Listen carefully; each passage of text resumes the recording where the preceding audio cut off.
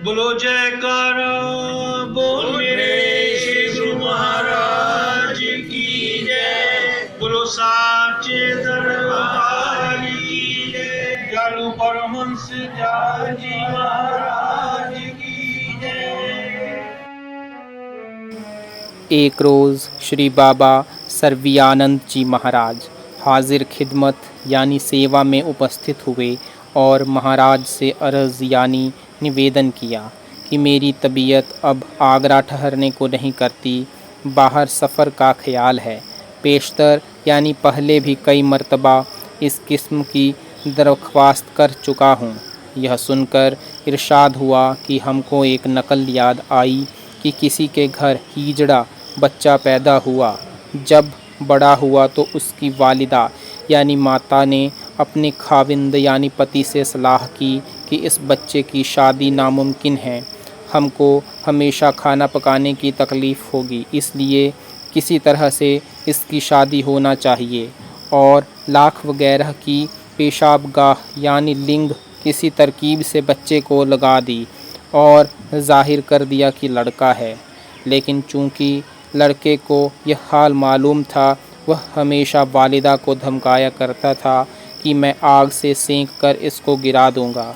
वह बेचारी खुशामद करती थी कि नहीं बेटा, ऐसा मत करना, तेरा ब्याह रुक जाएगा। एक दिन उसने वालिद यानी पिता से ऐसे ही कहा। उसने लड़के को झिड़क दिया कि हमको क्या धमकाता है, अभी इसको गिरा दे, हमारा क्या नुकसान है। बहू आने से सुख होगा तो तेरी माँ को होगा, हमको क्या फ़ायदा। सो बाबा जी महाराज, आप कल के जाते आज ही तशरीफ़ ले जाइए। आपके यहाँ रहने की ज़रूरत अगर होती तो लाला अमीर चंद जी को होगी, उनको ही सत्संग बढ़ाने का शौक़ है। हमने तो आज तक किसी को अपना शिष्य भी बनाना मंजूर नहीं किया। एक रोज़ बाबू प्रभु दयाल जी ने अर्ज़ किया कि मास्टर जगन्नाथ जी साहब, प्रोफेसर खालसा कॉलेज अमृतसर का ख्याल है कि पहले 10-20 बड़े बड़े लायक आदमियों को उपदेश देकर तैयार किया जावे, क्योंकि उनकी कोशिश और मदद से काम अच्छी तरह से चलेगा और बहुत उपकार दुनिया का होगा। छोटे छोटे आदमी अगर बहुत से भी हो गए तो उनसे इस कदर फ़ायदा न होगा जिस कदर बड़े और लायक 10-5 आदमियों से हो सकता है। उस वक्त श्री महाराज ने फरमाया कि ब्राह्मण और राजा को उपदेश करना और राहो रास्त यानी सन्मार्ग पर लाना बहुत मुश्किल है, क्योंकि राजा तो राजमद में मस्त होते हैं और ब्राह्मण विद्या में। वे अपने को कौम का राजा या सिरताज समझते हैं, किसी को गुरु मानने को तैयार नहीं।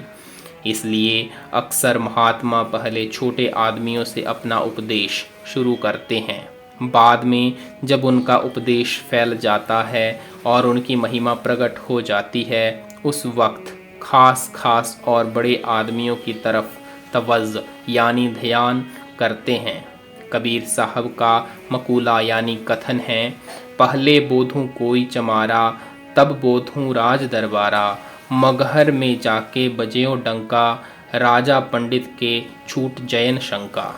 लेकिन जब कभी राजा और ब्राह्मण अपने अपने मद और अभिमान को त्याग कर सन्मार्ग को कबूल यानी स्वीकार कर लेते हैं, तो उनकी तरक्की यानी प्रगति की भी इंतहा यानी सीमा अंत नहीं रहती, क्योंकि उनकी राह में रुकावटें बहुत कम होती हैं और संस्कारी तो पहले के ही होते हैं।